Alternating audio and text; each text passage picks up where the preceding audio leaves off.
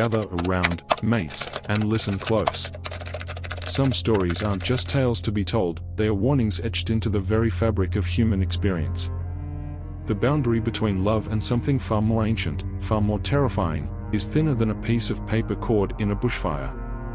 Our world sits on the edge of a razor, with darkness always lurking just beneath the surface, waiting for the slightest crack to slip through. The Thompson family wasn't your average suburban mob. They'd been through the ringer harder than a wet towel in the outback. Carolina, a woman who'd seen more pain than most could bear, had been holding onto life by her fingernails since her husband's unexpected passing. Grief's a nasty mongrel that doesn't just bite, it tears chunks out of your soul, leaving behind nothing but hollow spaces and unspoken pain. Let's wind back the clock a bit, to understand how this whole bloody nightmare began. The town they lived in wasn't just any old place, it was the kind of spot where secrets festered like mold in a damp corner. Old-timers would whisper about strange occurrences, about objects that carried more than just dust and memories. But most folks wrote it off as nothing more than local yarns meant to scare the ankle-biters. Leo Thompson was no ordinary 17-year-old. He'd grown up fast, forced to become the man of the house after his dad's sudden death. The weight of responsibility sat on his shoulders like a lead blanket, making him older than his years. He watched his mum Carolina slowly fade, her spark dimming with each passing day. Something had to change, and he was determined to be the one to make it happen. The op shop where the box was found wasn't your typical second-hand store. Tucked away in a forgotten corner of town, it was the kind of place that seemed to exist between reality and something else entirely. Mrs. Marjorie Wilson, the shop's owner, was a woman who'd seen more than her fair share of life's mysteries. Her eyes held secrets that would make most folks run screaming. When Leo first laid eyes on the box, something inside him shifted. It wasn't just an object, it was a living, breathing thing that seemed to pulse with an energy all its own. Intricately carved wooden surfaces bore symbols that looked like they'd been burned into the wood, not carved. Each mark told a story older than time itself, whispering of rituals long forgotten by modern society. Mrs. Wilson's smile when Leo picked up the box was anything but normal. It was a smile that knew something he didn't, a smile that carried the weight of untold generations.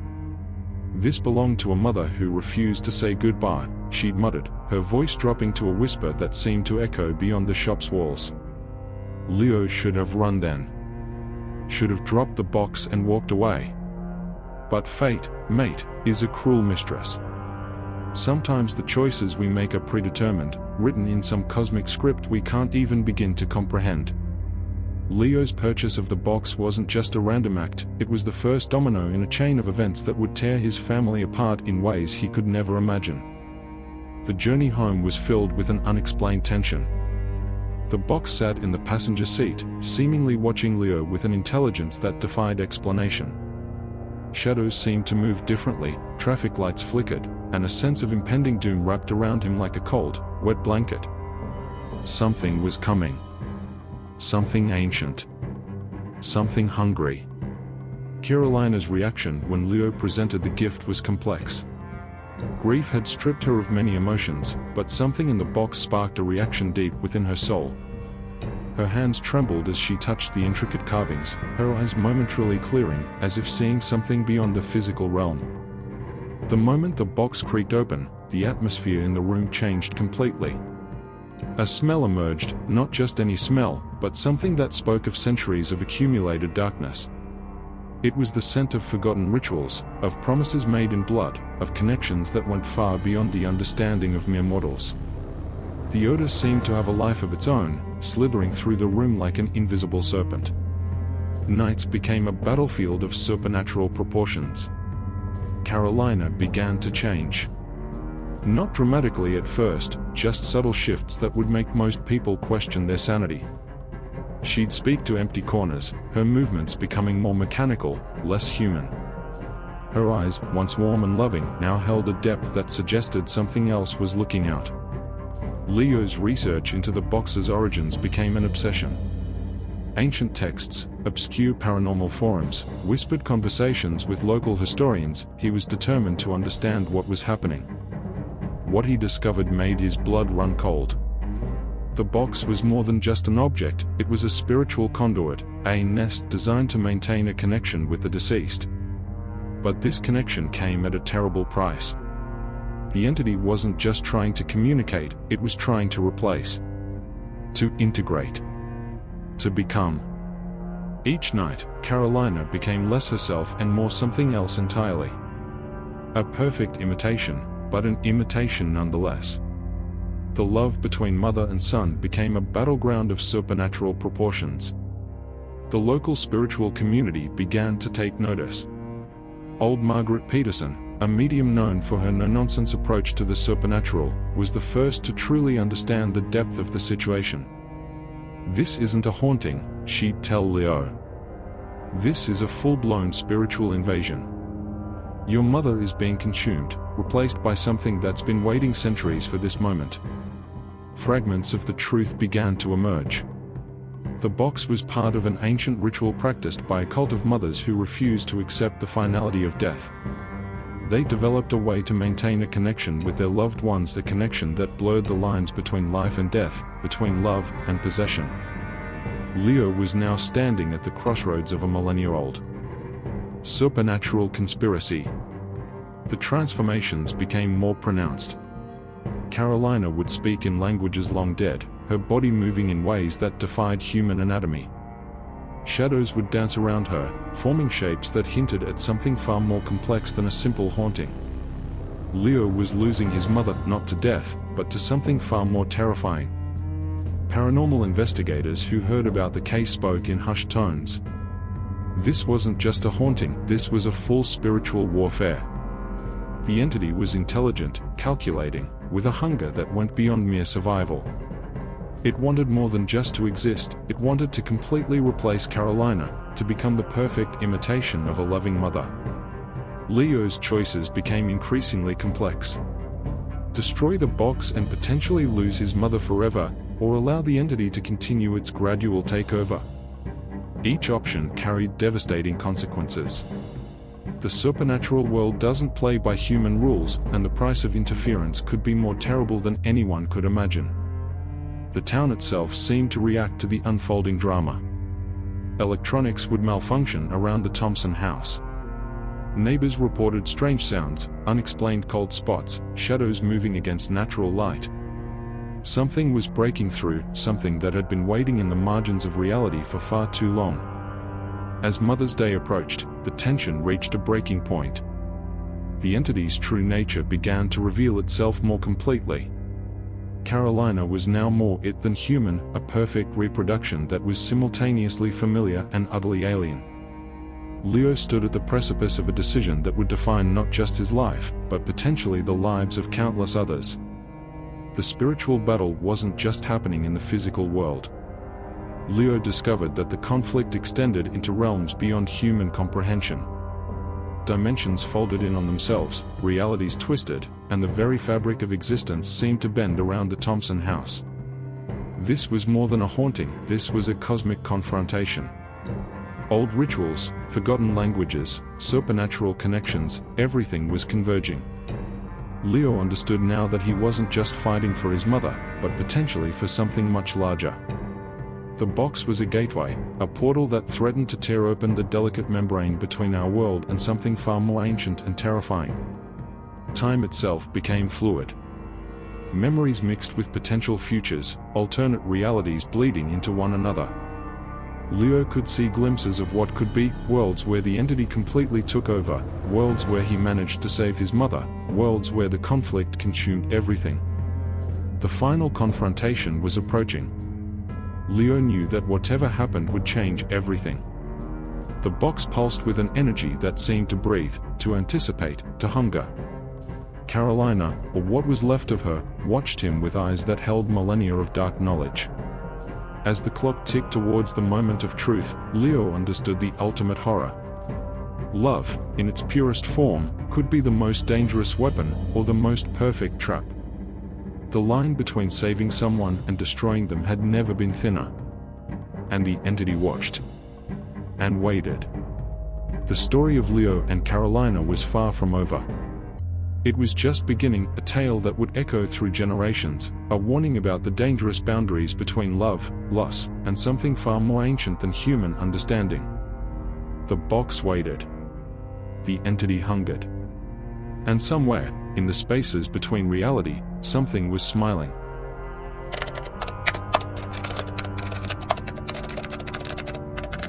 Listen up, mate, cause this tale's gonna twist your melon in ways you never thought possible. The line between life and death? It's as thin as a piece of bloody rice paper, and sometimes it gets so blurry you can't tell which side you're standing on. Families carry secrets deeper than the Mariana Trench, and some mysteries are better left buried 6 feet under, if you catch my drift. Clara was just a 10-year-old ankle biter when her world got turned upside down harder than a kangaroo in a boxing match. Her mum, Eliza, was the kind of Sheila who could light up a room faster than you can crack a cold eye on a scorching arvo. But life's a cruel mongrel sometimes, and tragedy came knocking when least expected. A car accident ripped Eliza away, leaving behind a family shattered like a dropped beer glass. Her old man, James, was doing his best to keep things together, but grief's a nasty bugger that eats you from the inside out. The house that once rang with laughter now felt like a tomb, silent and heavy with loss. Clara would catch her dad staring into space, his eyes glazed over like he'd seen a ghost. Little did she know how bloody close to the truth that was. Storms in their little corner of the world weren't just meteorological events, they were portents of something macabre brewing. The night everything changed was darker than a bushman's heart, with wind howling like a pack of banshees gone wild. Lightning cracked the sky open like an egg, illuminating the world in brief, terrifying snapshots that seemed to hint at horrors lurking just beyond perception. The first tap came soft as a whisper, so gentle Clara thought she might have imagined it. But then again, some sounds burrow into your skull in a way that can't be ignored. Tap. Tap. Tap. Her bedroom window became a portal between worlds, with something outside moving with an unnatural grace that'd make your blood run cold faster than a dip in the Southern Ocean. When Clara looked, her heart stopped. There stood Eliza, her mum, smiling exactly like she used to. Same warm eyes, same gentle curve of her lips. But something was off, mate. Something that sat just wrong, like a painting where all the details are perfect but the soul is missing. Her mum was asking to come in, her voice a melody that seemed to float between memory and nightmare. Despite every instinct screaming danger, Clara opened that window. Call it grief. Call it hope. Call it the bloody insanity of a child who couldn't accept loss. The moment her mum climbed inside, the temperature dropped like a stone, creating an atmosphere so thick you could almost taste the wrongness hanging in the air. At first, everything seemed almost normal. Almost. Mum would sit with Clara, stroke her hair, tell her stories. But there were cracks in this illusion, tiny fissures that grew wider with each passing night. She never ate. Never blinked. Her movements were too precise, too calculated, like a puppet being manipulated by an unseen hand. Clara started drawing. Kids do that, right? But her artwork turned into something else entirely. Drawings of her mother with hollow eyes, skin like cracked porcelain, fingers that looked more like claws than human digits. James found these pictures and wrote them off as the manifestations of a grieving child's imagination. If only he knew the truth. The neighbors started noticing things.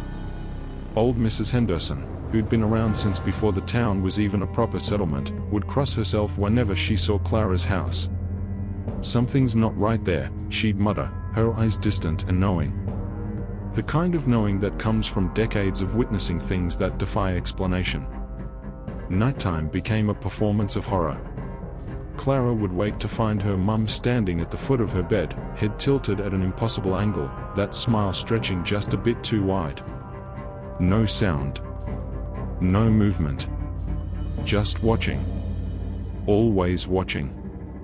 The kind of gaze that felt like it was looking through you, not at you. James started experiencing things too. Footsteps when no one was home.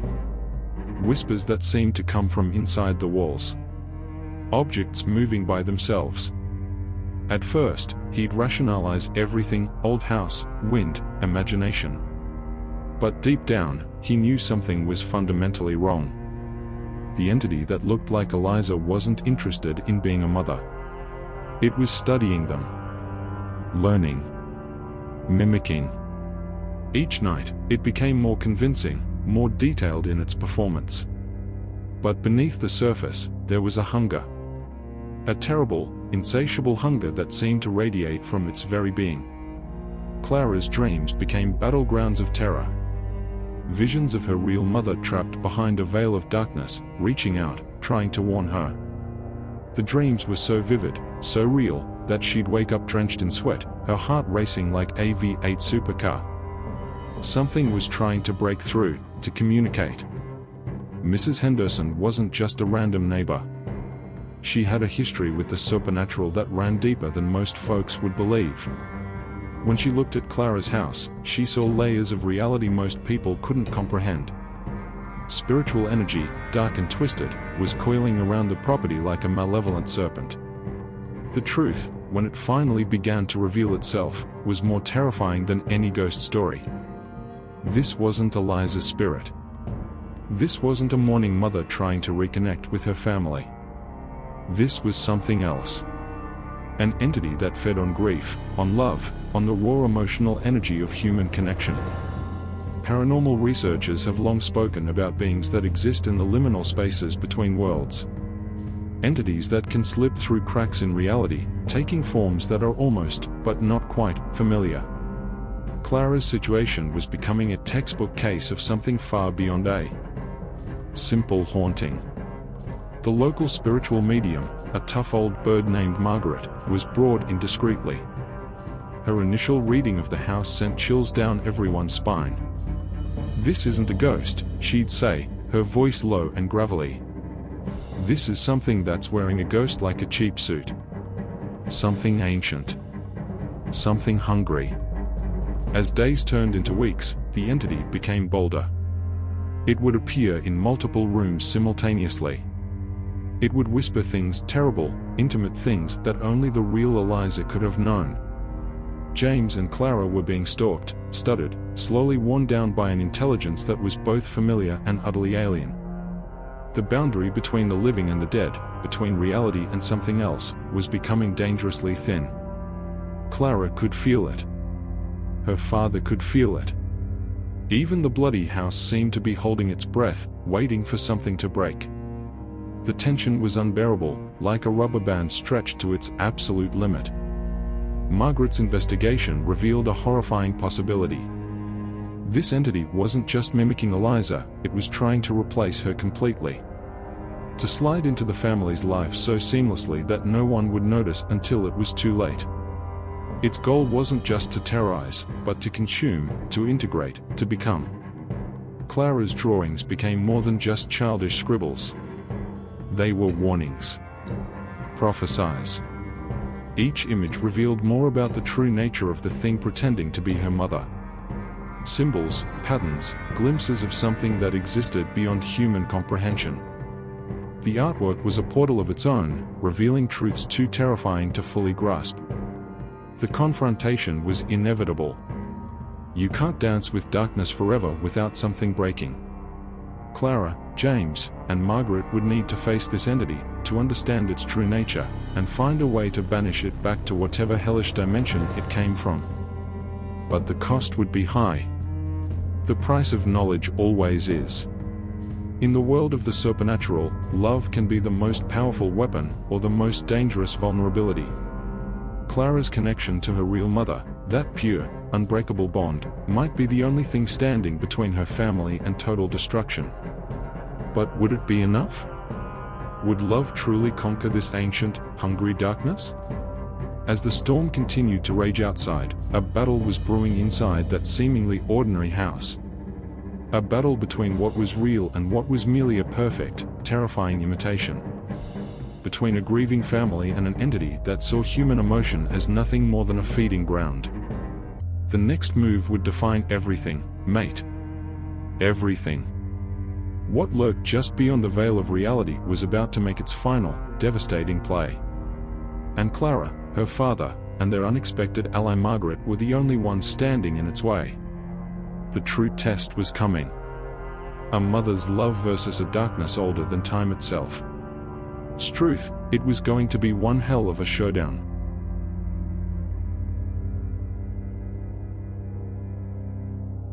Crikey, some stories aren't meant to be told, they are meant to be whispered in the dark corners of forgotten memories. Family secrets run deeper than the bloody Great Barrier Reef, mate, and some traditions carry a weight that'd make your spine tingle faster than a dingo's hackles rising. The line between love and something far more sinister?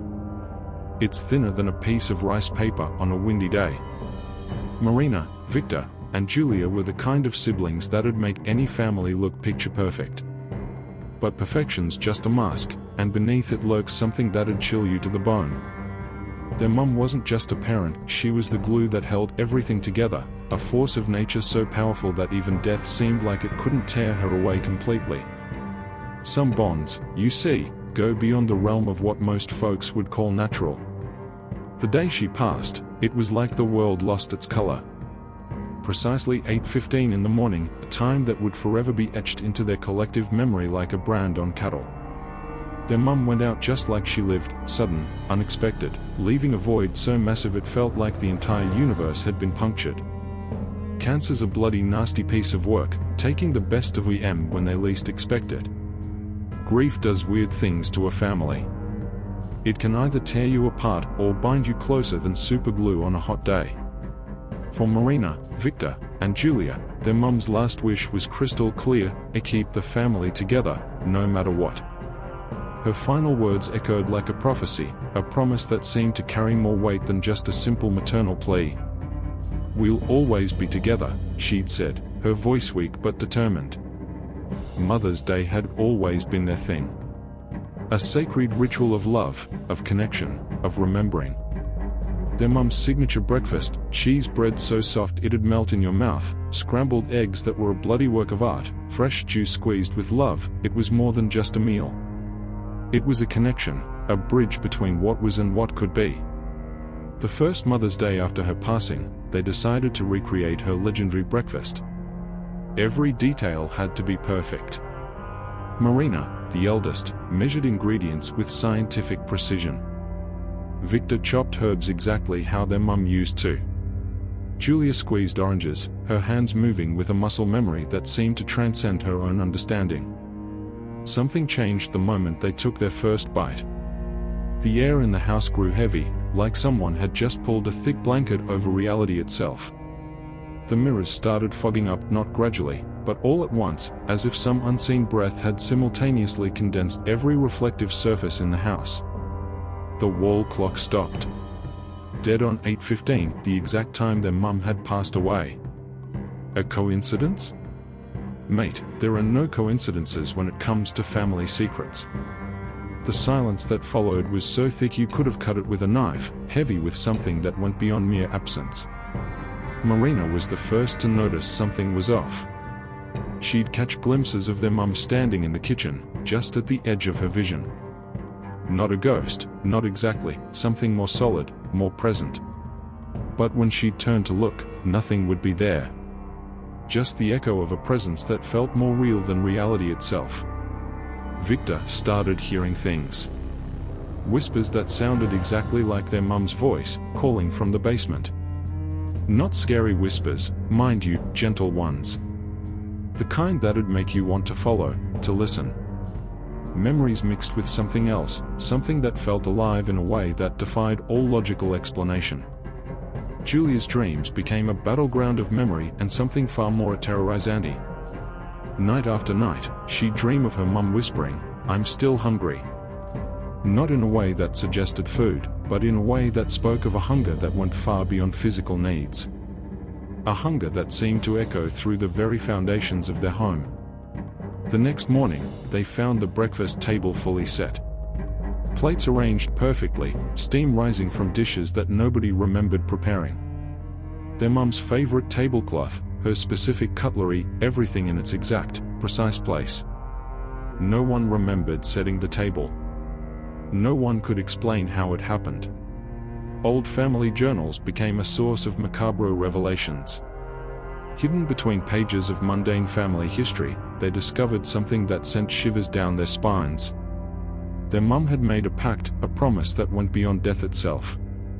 A commitment to keep the family together, no matter the cost. The pact wasn't just a metaphorical thing. It was a real, tangible agreement with forces that most people wouldn't dare to acknowledge.